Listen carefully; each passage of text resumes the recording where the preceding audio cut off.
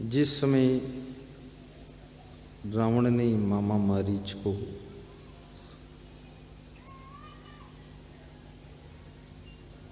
मारने की धमकी दिया था,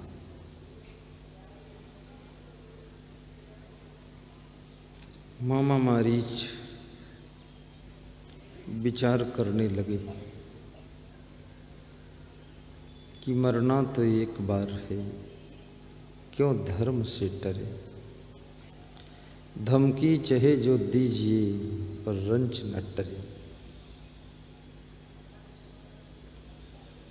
किसी की धमकी से घबरा करके धर्म को छोड़ देना ये बहुत बड़ा पाप होता है। छोटी छोटी बातों से प्रभावित होकर के अच्छे से अच्छे संगठन को तोड़ देना ये भी एक छोटा सा पाप होता है। सहनशीलता एकता की डोरी को मजबूत करने का साधन है। विवेक हर समस्या का समाधान ढूंढने में सक्षम है। स्वभाव की सरलता सफलता की कुंजी है।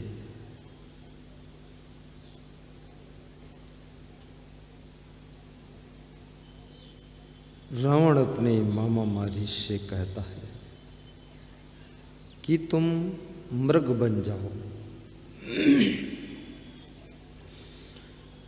पंचवटी के पास में राम की कुटिया है,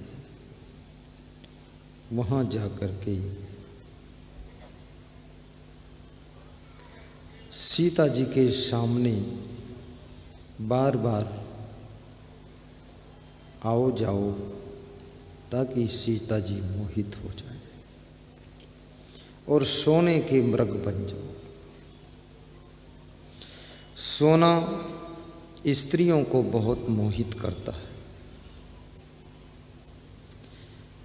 स्त्रियां सोने से बहुत प्रेम करती है। यदि उनको सोना मिल जाए और रात भर सोने को न मिले तो भी वह हंसती रहती है और सोना प्राप्त कर लेती है। और कितनी स्त्रियां सोना के आकर्षण में अपने पति का भी सोना हराम कर देती है। ये सोना कोई साधारण चीज नहीं है।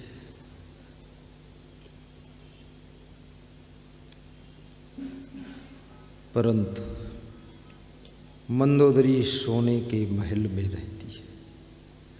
तुम एक सोने का कुंडल पहनती हो, सोने की नथुनी, सोने का हार, सोने की अंगूठी, सोने की कुछ और आभूषण, लेकिन मंदोदरी सोने की लंका में रहती है जहां सोने की दीवार है, जहां सोने की कुर्सियां हैं और सोने की कुर्सी रखना भी बुरा नहीं है, मैं उसका खंडन नहीं करता। सोने की थाली में भोजन करो तो भी कोई बुरा नहीं है, लेकिन सोना के लिए किसी का सोना हराम करना, खुद का सोना हराम कर लेना, ये अज्ञानता है। मंदोदरी सोने के महल में भी निश्चिंत सो नहीं पाती है। तो क्या तुम ईंट पत्थर के भवन में निश्चिंत सो पाते हो? तुम भी नहीं सो पाते। मंदोदरी की बदनामी मत कीजिए, क्योंकि कुछ परिस्थितियां ऐसी बन जाती हैं, तुम चाहे झोपड़ी में रहो, चाहे सोने के महल में रहो, चाहे ईंट पत्थर के भवन में रहो, लेकिन तुम्हारा सोना हराम हो जाता है। परिस्थितियां और स्त्री के लिए सबसे बड़े दुख की बात है कि जब उसका पति किसी दूसरी स्त्री को लेकर आता है तो पहली वाली स्त्री की नींद हराम हो जाती है कि अब मेरी शौत आ गई है। शौतिया डाह का दुख होता है। उत्तर प्रदेश में इसको शौतिया डाह कहते हैं। डाह माने जलन, जलना। डाह शब्द दाह से बना हुआ है। ये शौतिया डाह। बहुत विवेक करना, ये शौतिया डाह।